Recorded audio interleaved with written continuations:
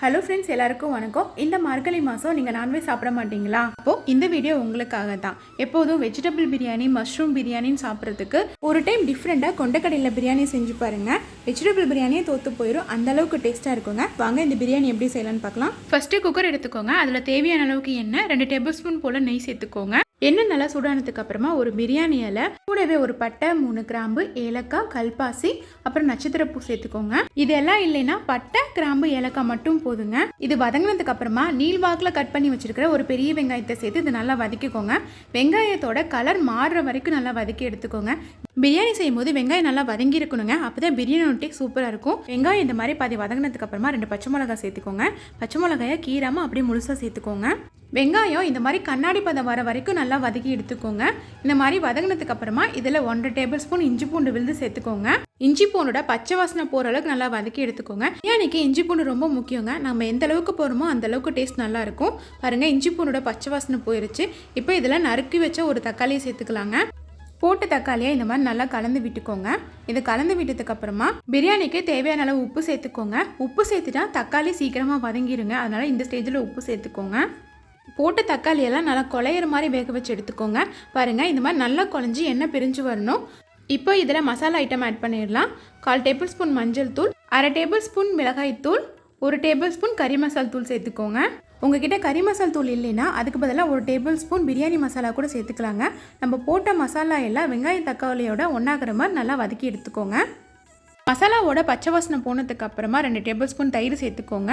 தக்காளி நல்லா வதங்கியிருந்தா நீங்கள் தயிர் சேர்த்தன உடனே இது ஒரு கிரேவி மாதிரி வந்துருக்குங்க. தயிர் சேர்த்ததுக்கு அப்புறமா 2 நிமிஷம் விட்டிங்கன்னா எண்ணெயெல்லாம் இந்த மாதிரி பிரிஞ்சு வந்திருக்கோங்க. இந்த ஸ்டேஜில் நம்ம ஊற வச்சிருக்கிற சுண்டலை சேர்த்துக்கலாம். இந்த சுண்டலை நான் 8 மணி நேரம் ஊற வச்சுருக்கேங்க. அதனால் இதை தனியாக வேக வைக்கணும்னு அவசியம் இல்லை. நீங்கள் 5 மணி நேரம் 4 மணி நேரம் ஊற வச்சுருந்தீங்கன்னா கண்டிப்பாக சுண்டலை வேக வச்சு தான் சேர்த்துக்கணுங்க. இப்போ இந்த கிரேவி கூட நம்ம ஊற வச்சுருக்கிற சுண்டலை சேர்த்துக்கோங்க. கூடவே ஒரு கைப்பிடி அளவுக்கு புதினா, ஒரு கைப்பிடி அளவுக்கு கொத்தமல்லி சேர்த்து இதை நல்லா வதக்கிக்கோங்க. சுண்டலை 8 மணி நேரம் ஊற வச்சுருந்தாலுங்க அது சம்டைம்ஸ் வேகாமல் போயிடும். அதனால் நான் எந்த கப்பால் சுண்டல் எடுத்தனோ அதே கப்பால் 1.5 கப் தண்ணி சேர்த்துக்கிட்டுங்க. தண்ணி சேர்த்துனதுக்கு அப்புறமா இது ஒரு டைம் நல்லா கலந்து விட்டுக்கிட்டு நம்ம ஆட் பண்ண தண்ணியெல்லாம் ட்ரை ஆகிற வரைக்கும் வேக வச்சு எடுத்துக்கோங்க. இந்த சுண்டல் கொஞ்சம் பெரிய சுண்டலாக இருக்குங்க, அதனால தான் வேக வச்சு எடுக்கிறேன். சின்ன சுண்டலாக இருந்ததுன்னா நீங்கள் அரிசி வேகிற டைமே போதுங்க, அந்த சுண்டலும் சீக்கிரமாக வெந்துடும். இப்போது 10-15 நிமிஷம் போல் ஆயிடுச்சுங்க. நம்ம ஊற்றின தண்ணியெல்லாம் நல்லா ட்ரை ஆயிடுச்சு.